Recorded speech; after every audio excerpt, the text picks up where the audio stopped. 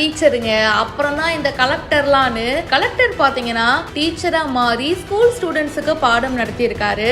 இந்த வீடியோ இப்போ சோஷியல் மீடியால வைரலா ஷேர் ஆயிட்டு இருக்கு.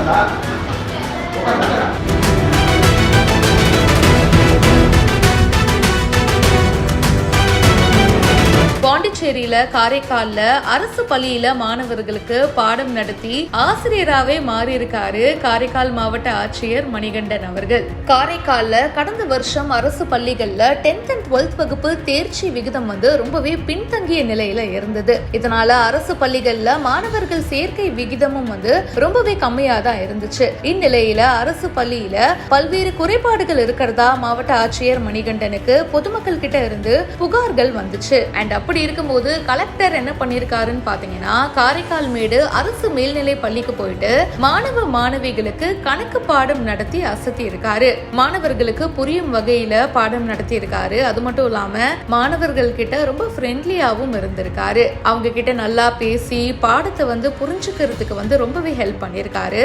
நிறைய அட்வைஸும் கொடுத்திருக்காரு. ஒரு கலெக்டர் இன்னொரு பக்கம் டீச்சரா மாறி ஸ்டூடெண்ட்ஸுக்கு புரியுற வகையில லெசன்லாம் நடத்தி இருக்காரு.